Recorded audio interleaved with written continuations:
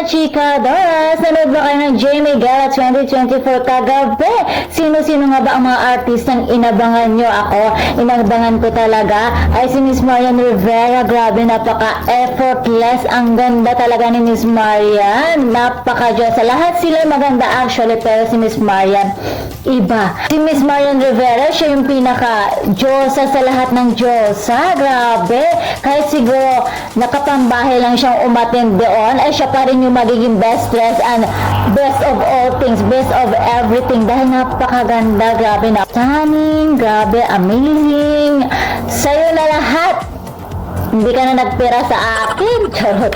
So, ayun nga mga chika Doras, nagpasalamat na si Miss Marian Rivera sa kanyang glam team dahil nga napaka-stunning ang kanyang looks and napaka-gorgeous.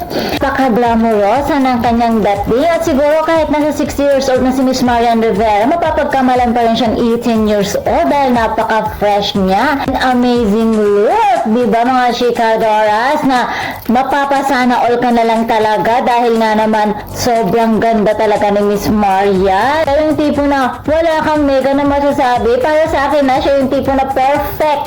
Perfect of all perfect. And for me also, siya yung nag-stand out sa lahat na naroon. At syempre naka-receive din si Miss Marian ng Hall of Fame Award. Syempre napakagwapo din ng kanyang kadate, ang kanyang asawang si Dingdong Dantes. Super bagay talaga ng mag-asawang ito. Ayan mga chika Doras, and that's all for the mga chika Doras.